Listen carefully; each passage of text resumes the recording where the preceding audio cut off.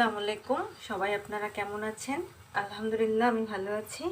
আজকে আবার একটা নতুন রান্না নিয়ে চলে আসলাম। আমি ইসরাত জাহান, হালাল বাইট অ্যান্ড ডিলাইট পেজ থেকে। আজকে আমরা রান্না করব দেশি মুরগির পাতলা ঝোল। এটা আলু দিয়ে রান্না করব। এই গরমে খুব কম মশলা দিয়ে দেশি মুরগি রান্না করছি। তাহলে চলুন শুরু করি রান্নাটা। প্রথমে একটি প্রেসার কুকার দিয়ে দিয়েছি। আজকে আমরা দেশি মুরগির প্রেসার কুকারে রান্না করব, যাতে ঝটপট রান্না হয়ে যায়। আমি দিয়ে দিচ্ছি পরিমাণ মতো রান্নার তেল।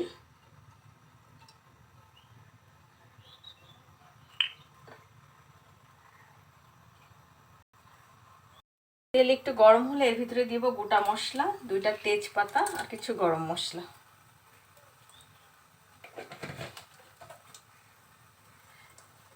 দিচ্ছি পেঁয়াজ কুচি,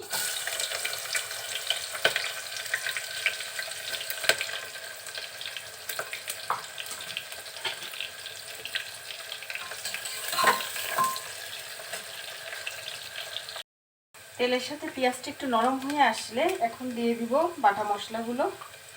দিচ্ছি রসুন বাটা, আদা বাটা, জিরা বাটা দিয়ে তেলের সাথে খুব সুন্দরভাবে কষিয়ে নিব, যাতে মশলার কোনো কাঁচা গন্ধ না থাকে।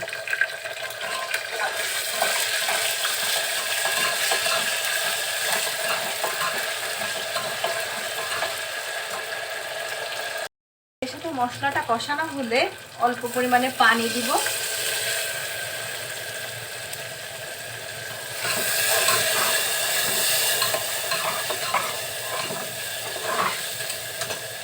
পানি দিয়ে একটু নেড়ে চেড়ে এখন শুকনো মশলাগুলো দিয়ে দিব। প্রথমেই দিচ্ছি লবণ, ধনিয়া গুঁড়া, হলুদ, লাল মরিচের গুঁড়া। মশলাটা আবার একটু কষিয়ে নিতে হবে।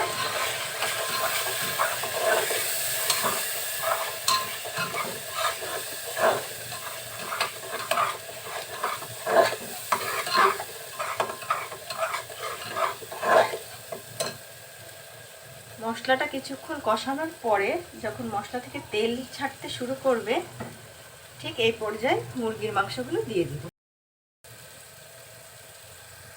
মশলা কষানো হয়ে গিয়েছে, এখন দিয়ে দিচ্ছি মুরগির মাংসগুলো। মুরগিটা আগের থেকে কেটে ধুয়ে রেখেছি, এখন দিয়ে দিচ্ছি।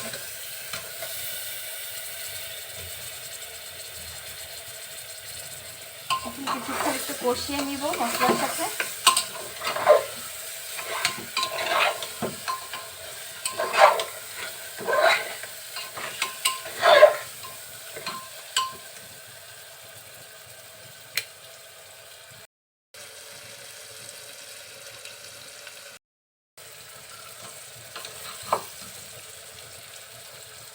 কিছুক্ষণ কষানোর পরে 2-3 মিনিটের জন্য একটু ঢেকে দিব। মাংসটা কষাতে কষাতে যেমন এরকম লাল কালার চলে আসবে, তখন এর ভিতরে আলু দিয়ে আর একটু কষিয়ে নেব। আলু দিয়ে দিচ্ছি।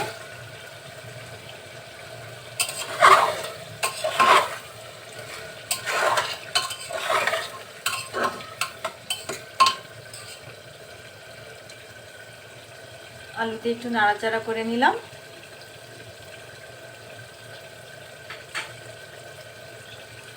দেখুন মাংসের কালারটা কত সুন্দর আসছে।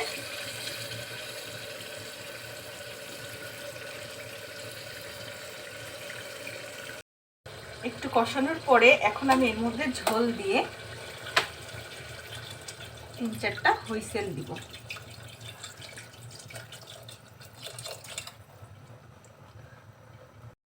পানি দিয়ে দিলাম, সাথে একটা কাঁচা ঝাল চিড়ে দিচ্ছি, দিয়ে এবার মুখ আটকিয়ে দিব।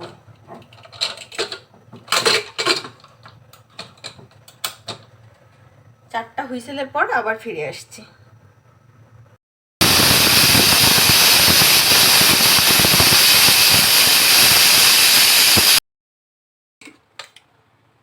ঢাকনা খোলার পরে আমার মাংসের কালারটা ঠিক এমন আসছে। দেখুন কত সুন্দর কালার আসছে। হয়ে গেল আমার প্রেসার কুকারে ঝটপট দেশি মুরগি আলুর ঝোলের তরকারি। এখন এর শেষে সামান্য একটু গরম মশলার গুঁড়ো ছিটিয়ে দিলাম। রেডি হয়ে গেল দেশি মুরগির আলু দিয়ে ঝোলের রেসিপি। যদি এই রান্নাটা আপনাদের ভালো লেগে থাকে লাইক কমেন্ট শেয়ার করবেন, অনুরোধ রইল। সবাইকে অনেক ধন্যবাদ দিয়ে আজকে এখানেই শেষ করছি। আল্লাহ হাফেজ।